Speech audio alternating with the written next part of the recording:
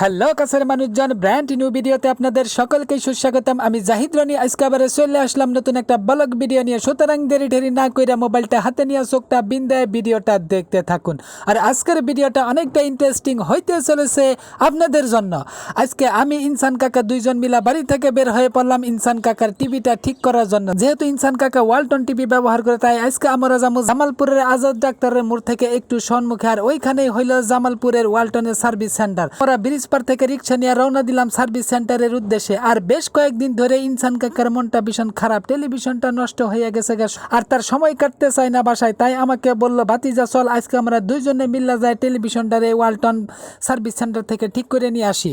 তো কি আর করা, সেই সুবাদে দুইজনে মিলা বাড়ি থেকে বাড়ায় পড়লাম টিভিটা ঠিক করার লাগে। আসলে আমার অনেকটাই হাসি পাইতেছিল তার টিভিটা নেওয়ার স্টাইল দেখে। কেননা এই টিভিটা ভালো কোনো ব্যাগ ট্যাগ খুঁজে যাবে না, সেজন্য বস্তা বইরা টিভিটা নিয়ে যাচ্ছে। ব্যাপারটা অনেকটা ইন্টারেস্টিং, তাই না? আপনাদের কাছে কেমন ইন্টারেস্টিং লাগছে অবশ্যই কমেন্ট বক্সে একটু জানাই যাবেন। কিন্তু গাড়িতে বসে আমি ইনসান কাকার অনুভূতিটা বোঝার চেষ্টা করতেছিলাম। আহারে, বেচারির টিভিটার প্রতি অনেকটাই মায়া পড়ে গেছে। দেখতে চলে আসলাম গেট পার ওভারপাসের নিচে। বিশেষ করে এই জায়গাটাতে আসলে মনে হয় আমি ঢাকা ওভারপাসের নিচেই আছি। আসলে জামালপুরে মোটামুটি ভালো উন্নয়ন সাধিত হয়েছে। তো যাও, আমরা কিন্তু অটো দিয়ে যাইতে লাগলাম। আর আজকের দিনটা ছিল মেঘলা একটা দিন, আকাশে ছিল সাদা মেঘের ভেলা। ভালোই লাগতেছিল অটো দিয়ে ঘুরতে। আর এদিক দিয়ে দেখতে দেখতে চলে আসে বললাম জসিমউদ্দিন নার্সিং হোমে। এখানে দেখি ছাত্রছাত্রীরা দাঁড়ায় আছে। সামনে আমাদের অটোটা যাইতে লাগলো। আর সেদিকে আমি ক্যামেরাটা ধরেছিলাম, দেখতেছি যে সুন্দর সুন্দর মেঘগুলো আকাশ দিয়ে ভাইসে যাইতেছে। ঠিক আমার কাছে মনে হইতেছিল শিল্পীর তুলিতে আঁকা আলপনা।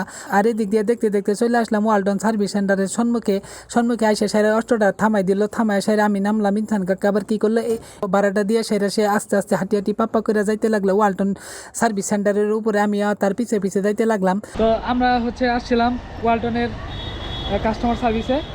সো এখানে আমাদের টেলিভিশনের যে অবস্থা, তো তারা বলছে যে এটা কিনাটা সব থেকে ভালো হবে। ইভেন মানে পুরো টেলিভিশনের ডিসপ্লেটা একদম পুরো ড্যামেজ হয়ে গেছে।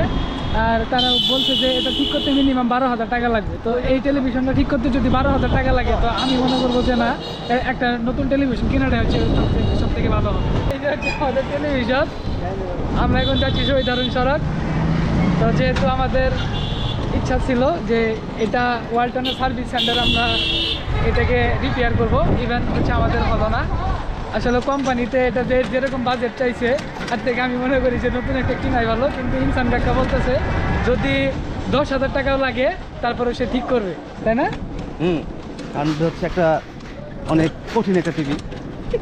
তাদের টিভির সাথে আমাদের অনেক কিছু জড়িত, সেই কারণে ভালোবাসার অনেক টিভি, অনেক আবেগের।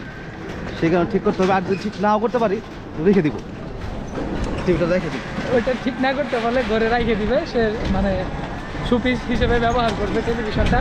দেখি তো বুঝতে পারতেছেন যে কত একটা যত্ন সহকারে সে টেলিভিশনটা নিয়ে আসছে। তো যাই হোক, ইনশাল্লাহ আমরা এখন যাবো শহীদ সড়ক জাপানি ইলেকট্রনিক্সে, দেখি ওরা কী বলে। তো ওইখানে যদি একটা মানে কোনো ক্লু পাই তাহলে আমরা ঠিক করবো ইনশাল্লাহ। তো আসলে আমরা যে জন্য আসছিলাম, আমাদের টেলিভিশন ব্যবস্থা খুব খারাপ হয়ে গেল।